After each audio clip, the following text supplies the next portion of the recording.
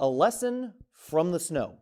Learn more on today's edition of Liberty at Home.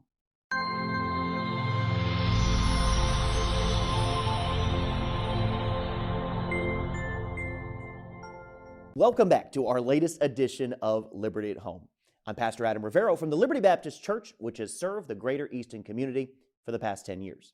Today, as always, we're broadcasting from Easton Community Access Television, just across from the historic Shovel Works here in North Easton. Today, I want to look back at a column that I wrote for the Easton Journal in March of 2015. If March 2015 doesn't stick out in your mind, the previous month definitely should. That's when we got over 100 inches of snow in about 5 weeks' time, mostly during that February. Well, we've not nearly had that much snow since. I wanted to revisit the column I wrote as the snow was piled high and was stubbornly refusing to melt. It's called A Lesson in the Snow, from the Easton Journal's March 8th, 2015 edition. Let me start by telling you that I was born and raised in Florida. We moved to this area almost 2 years ago to start Liberty. I love living in New England. I love living in the Boston area. Specifically, I love living in Easton. So please understand, what I'm about to say isn't a complaint. It's more of an observation. I'm ready for the snow to melt. Now, I know I'm not the only one who feels this way. Many who have lived in this area that their whole lives feel the exact same way. Many of our church members have expressed the same attitude to me as well. We're just ready for it to go away. It's wreaked havoc on our mailboxes, our driveways, our homes, and our cars. It's mocked our normal schedules and routines. It's brought the MBTA to a virtual standstill.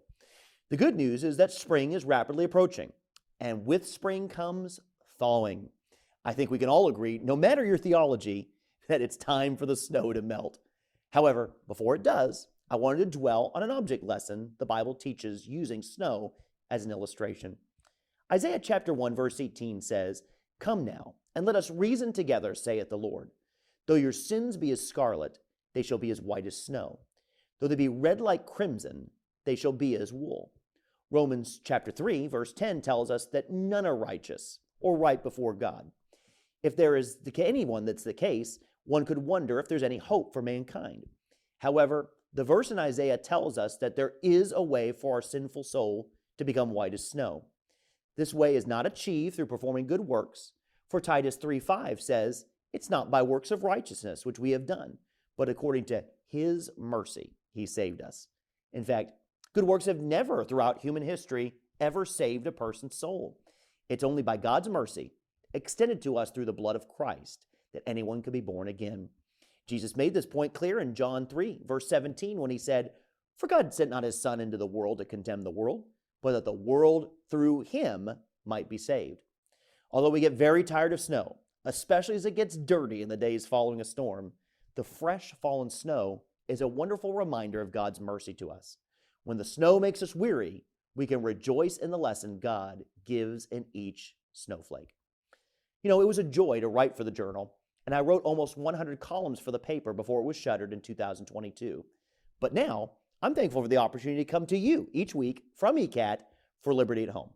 I hope you stop by our church sometime soon. We're right in the neighborhood as we meet every Sunday and Wednesday at 800 Washington Street, Route 138, right here in Easton.